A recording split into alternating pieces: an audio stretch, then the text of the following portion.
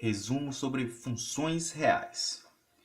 Dados os conjuntos x e y, uma função de x em y, se escreve assim, é uma regra ou um conjunto de instruções que diz como associar um elemento de x pertencente a x a um elemento y igual a f de x pertencente a y.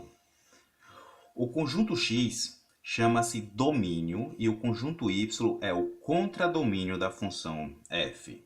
Para cada x pertencente a x, o elemento f de x pertencente ao conjunto y chama-se imagem de x pela função f, ou valor assumido pela função f no ponto que x pertence a x. Escreve-se x implicando em f de x para indicar que f transforma ou leva x em f de x. Uma função consta de três ingredientes. A função tem domínio, contradomínio e a lei de correspondência que x leva em f de x. Né? Mesmo quando a gente fala simplesmente que a função f, a gente só fala só a função f, fica subentendido que seu domínio é um conjunto x e seu contradomínio é o conjunto y. Sem que você especifique quem é o domínio e quem é o contradomínio, não existe função. Vamos ver os tipos de funções. Né? Existe tipos de funções não, né? A caracterização de funções. As funções elas podem ser injetivas, elas podem ser sobrejetivas ou elas podem ser bijetivas. Função injetiva. Uma função de x em y chama-se injetiva quando elementos diferentes de x são transformados por f em elementos diferentes em y, ou seja, elementos diferentes de x são transformados em elementos diferentes em y. Ou seja, f é injetiva quando, se você tem um x diferente de um x' em x, ele é transformado em um f de x diferente em um f de x'. Ou, pela contrapositiva, se f de x for igual a f de x', implica que x é igual a x'. Vamos dar dois exemplos aqui. Um exemplo aqui de uma função injetiva. F de x igual a menos 3x. Temos que f é injetiva, pois elementos distintos de x1 e x2 pertencem ao domínio. Tem imagens menos 3x1 e menos 3x2 também distintos. Ou seja, se x for 1 e x for 2 vão ter valores diferentes. Ou seja, se qualquer x1 e qualquer x diferente de x2 diferente desse x1, você vai ter a imagem diferente. Aqui eu fiz um diagramazinho que a gente vê nos livros lá do ensino médio. Tá? Uma relação do conjunto x em y. A gente vê que cada x1 tem um y, uma imagem diferente. Né? x2, uma imagem diferente. Não existe 2x com a mesma imagem. Ok? Caso de injetiva. Agora um exemplo quando ela não for injetiva. Aqui está a famosa função quadrática. Né? Você tem 2x ao quadrado menos x. Note que x de menos 2 dá 3 e x de 2 dá 3 também. Ou seja, x1 diferente de x2 dá a mesma imagem. Então, ela não é injetiva. Certo? Ou seja, elementos distintos pertencentes a domínio têm imagens iguais. Assim, a função não é injetiva. Aqui está o diagramazinho. Ó, por exemplo, x1... esse x3 está com essa imagem, o x4 está com a mesma imagem. Ok? Deu para entender, né? Função injetiva. Vamos agora para a função sobrejetiva.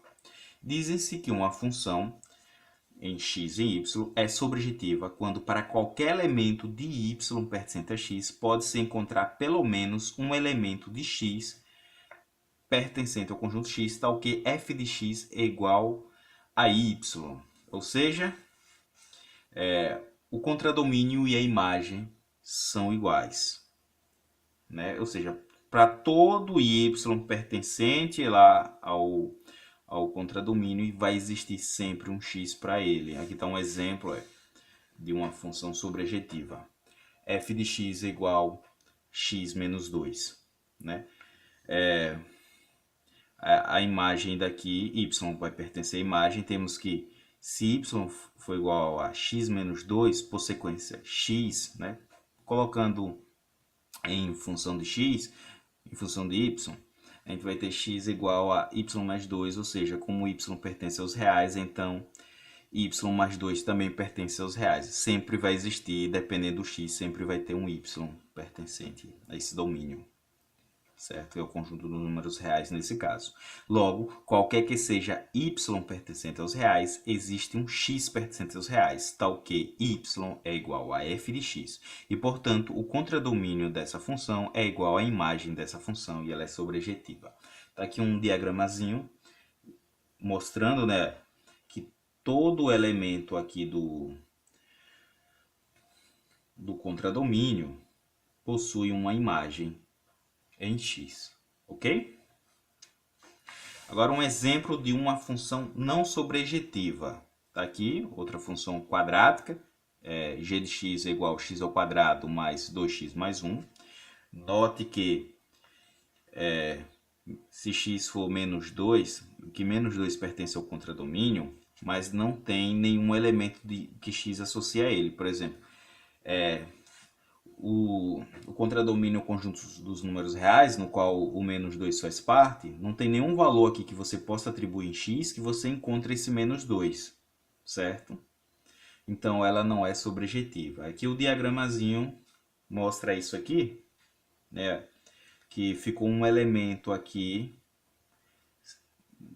do contradomínio que não tem um x correspondente. Vamos agora para a função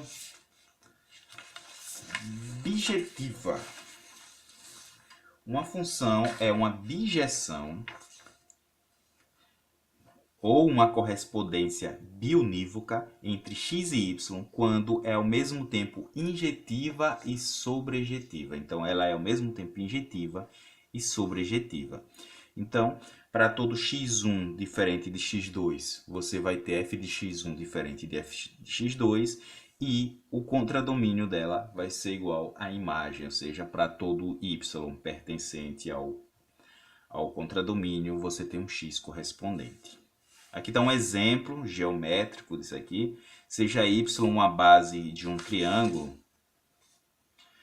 aqui está a base do triângulo y, e x um segmento paralelo a y, botei aqui de laranjinha, unido por dois lados para formar o triângulo, e seja P o vértice desse triângulo oposto à base do y. Então, repare que para cada x, você tem um f de x. Se x andar para cá, você vai ter um x1 diferente dele, e você vai ter correspondente um f de x1 diferente. Então, ela é injetiva, né? Repare que para cada elemento pertencente aqui, sempre que você mover, sempre você vai achar um f de x. Não vai ficar nenhum pedaço desse segmento sem ter um x correspondente. Então, ela também é sobrejetiva. E se ela é sobrejetiva e injetiva, ela é bijetiva. Ou seja, obtém uma correspondência biunívoca de x em y associada a cada elemento de x pertencente a x a um ponto f de x, onde a semirreta px intercepta a base y. E aqui está um diagramazinho de uma função bijetiva, né? Repara, para cada x1 diferente de x2, você tem f de x1 diferente de x2 e não tem ninguém aqui do contradomínio. A imagem é igual ao contradomínio. E isso, o próximo vídeo vai ser de exercícios de AVS e de ENC sobre esse conteúdo, ok? Até o próximo.